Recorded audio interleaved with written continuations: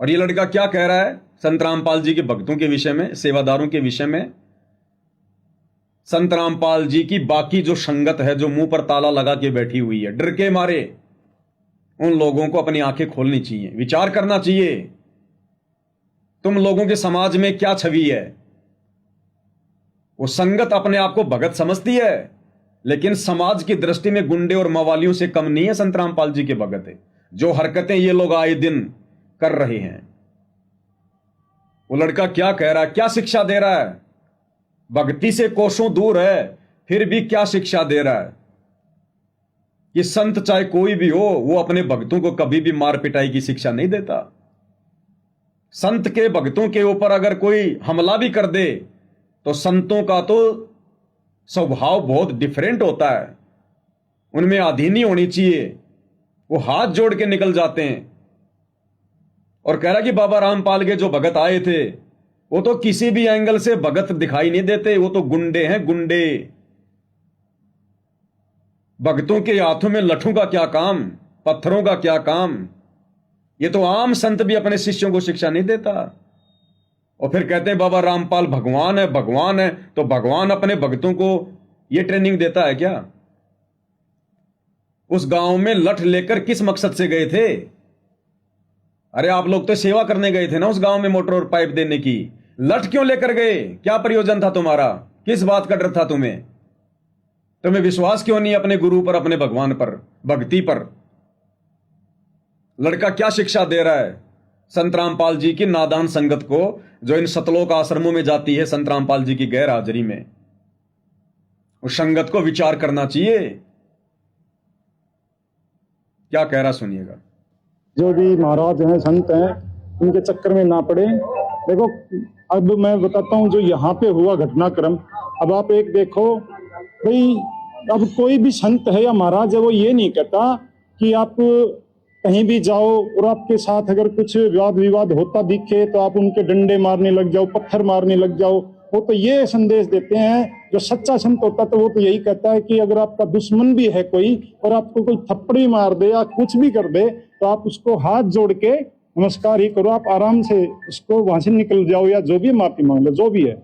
और ये लोग तो सीधे एक ये लगा के चलो गुंडे ही थे, जो लाठी डंडे लेके आए हैं साथ में और पत्थर उठा उठा के मान लो। ये तो कोई भगत हो ही नहीं सकते, ये तो बात क्लियर है, आप दिमाग से निकाल लो। मेरा लोगों को यही संदेश है। बिल्कुल, इन्होंने अपना क्लियर संदेश दिया है और वो हकीकत है, हकीकत। क्योंकि इन लोगों ने अपनी आंखों से देखा उनका वो गुंडापन, वो रवैया, उन भक्तों का आचरण, उनका स्वभाव, उनकी गुंडागर्दी। पत्थरों से गांव वालों का सिर फोड़ रहे हैं, डंडों से फोड़ रहे हैं, साइकिल उठा उठा के मार रहे हैं। ये वो पीड़ित व्यक्ति है जो हकीकत बयां कर रहा है। मैं ये नहीं कह रहा कि गांव वालों ने भी बहुत अच्छा किया आश्रम वालों का मुकाबला करके, नहीं। लेकिन ये जगत वाले भाई, इनको ज्ञान नहीं है। ये भक्ति और भगवान की परिभाषा से कोसों दूर है। इनको हम दोष नहीं दे सकते।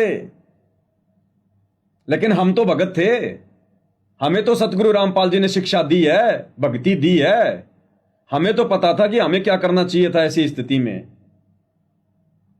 फिर भक्तों के हाथ कैसे उठ गए उन लोगों पर, कैसे उनके सिर फोड़ दिए भक्तों ने। तो ये भगत काहे के, ये तो जगत से भी गए गुजरे हो गए।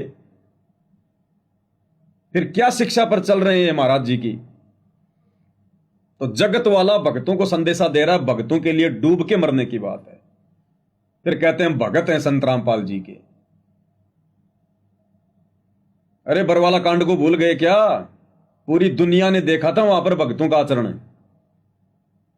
दुनिया की नजरों में संत रामपाल जी के भगत गुंडे मवालियों से कम नहीं है।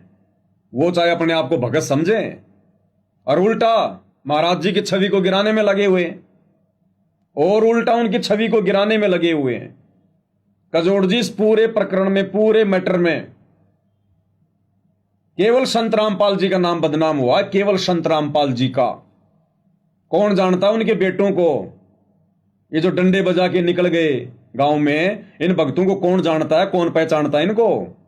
नाम किसका बदनाम हुआ पूरे हरियाणा में? संत रामपाल जी का। इन भक्तों के कारण जबकि संत रामपाल जी तो हिसार जेल में बैठे हैं। अगर आप उनके प्रवचन सुनेंगे, उनकी शिक्षाएं सुनेंगे, आंखों से पानी गिरेगा, पानी। तो इन लोगों ने क्या शिक्षा ग्रहण की? गांव वाले भी उनका आचरण बता रहे हैं, उनकी छवि बता रहे हैं कि वो किस स्वभाव के हैं। गुंडे हैं, गुंडे।